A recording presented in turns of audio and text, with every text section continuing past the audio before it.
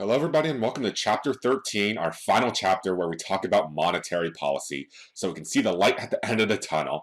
And in this particular chapter, we are interested in seeing how the central bank or the Federal Reserve conducts monetary policy in order to influence the economy. So we talked about fiscal policy in chapter number 10, and we talked about all the mechanisms and channels, and monetary policy in this particular chapter has its own specific mechanisms and channels that we need to delve a little bit into.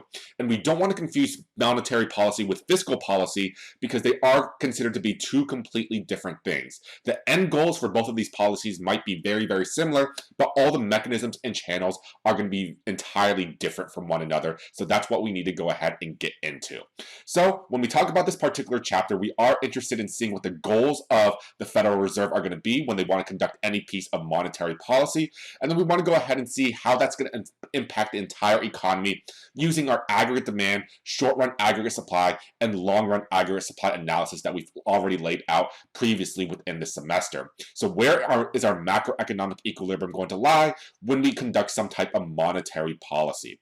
And once we do that, we're going to go ahead and be able to compare and contrast monetary policy with fiscal policy. And there's a lot of different economic theories or trains of thoughts that we have within economics. So do we care more about monetary policy? Do we care more about fiscal policy? Or do we really not care about economics at all? There are a whole bunch of sort of economic trains of thoughts that we can go ahead and delve into. We'll talk about three of them. We'll talk about the classical economist, we'll talk about the monetarist economist, and we'll also talk about the Keynesian economist.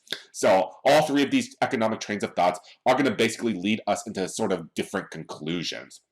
And then finally here, we're going to go ahead and take a look at modern monetary policy and see exactly what the central bank does today in order to conduct monetary policy. And we have the Taylor rule right here. So the Taylor rule is exactly how modern monetary policy is actually going to be conducted, and we'll get into all the ins and outs of that.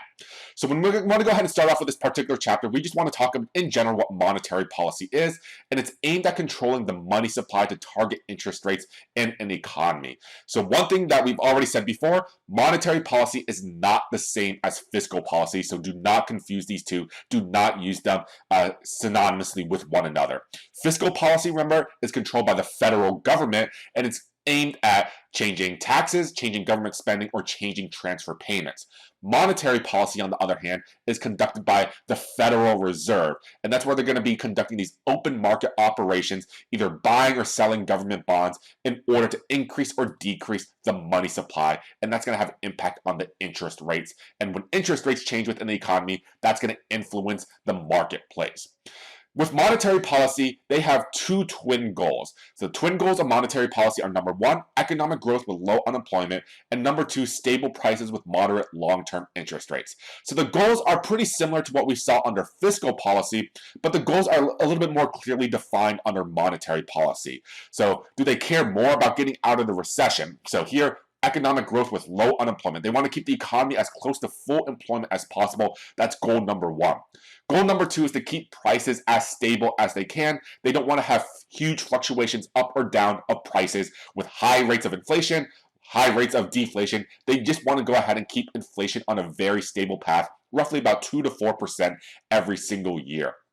So with the Federal Reserve, they typically rely on goal number two just a little bit more because they do care about inflation more than the U.S. government does. So they have pursued monetary policies that are aligned with this particular goal, but they have been shown in the past to go ahead and pursue monetary policy in order to prevent recessions or to get us out of the recessions, as we saw with the previous financial recession in the 2000s and also with the current one that we do see with the pandemic, the one that resulted from the pandemic. So here, something to keep in mind, these two goals can come in conflict with one another, so the Federal Reserve does have to have a clearly defined goal on which one they care a little bit more about. Do they care more about economic growth, or do they care more about stable prices? So how exactly do they conduct monetary policy in order to reach these particular goals?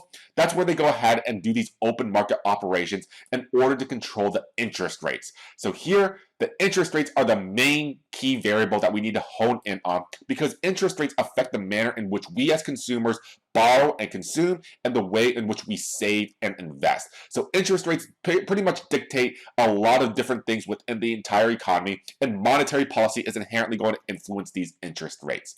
So in the next video, we want to go ahead and take a look at expansionary monetary policy and contractionary monetary policy and what all the mechanisms and channels of each of these policies is going to entail and how that's going to impact you, how that's going to impact the firms and businesses and the entire economy as a whole. So I'll see you guys in that particular section.